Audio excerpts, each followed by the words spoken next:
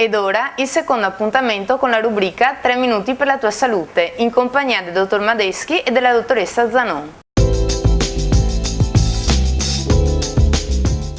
Benvenuti a una nuova puntata di 3 minuti per la tua salute, la trasmissione video sound che parla della salute e del sociale.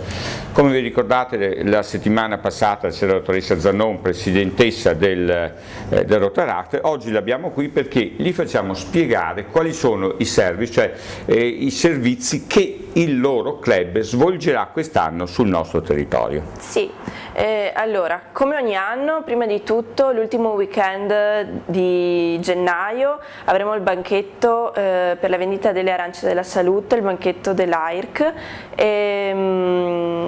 Siamo sempre in piazza San Donà e quindi questo è quello usuale. Il ricavato va all'Associazione Italiana della Ricerca contro il Cancro.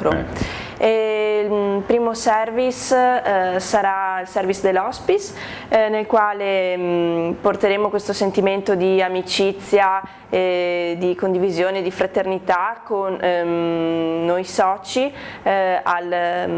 all'hospice di San Donà. Ecco, se vi ricordate, l'hospice prende delle persone che hanno al massimo 6 mesi di vita. E credo che sia una cosa molto, molto formativa anche per noi, dal punto di vista umano. Credo che sia una delle cose più serie che i Rotary e il Rotaract possano fare.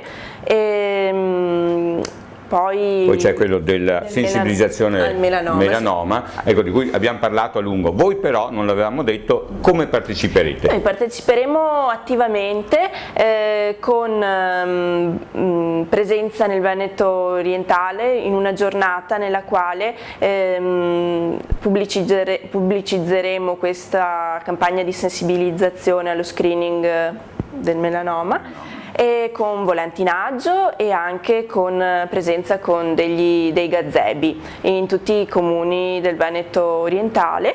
E noi abbiamo anche un altro service, è un service che riguarda coinvolgeremo il mondo dello sport.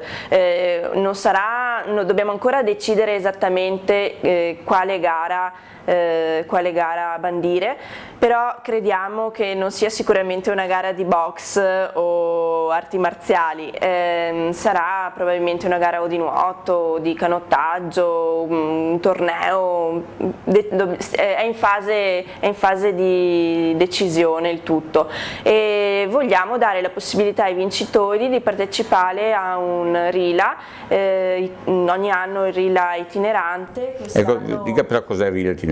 Sì, è patrocinato dalla Rotary Foundation, quindi è a spese della Rotary Foundation, e è un seminario formativo per i giovani che possono partecipare in questo periodo comunque a visite, ad esempio in aziende, o comunque sono ospiti di famiglie rotariane all'estero. È molto valido dal punto di vista formativo e culturale, per conoscere anche la realtà europea. E chi vincerà quindi questa gara andrà a spese evidentemente del Rotary e del Rotaract, andrà lì.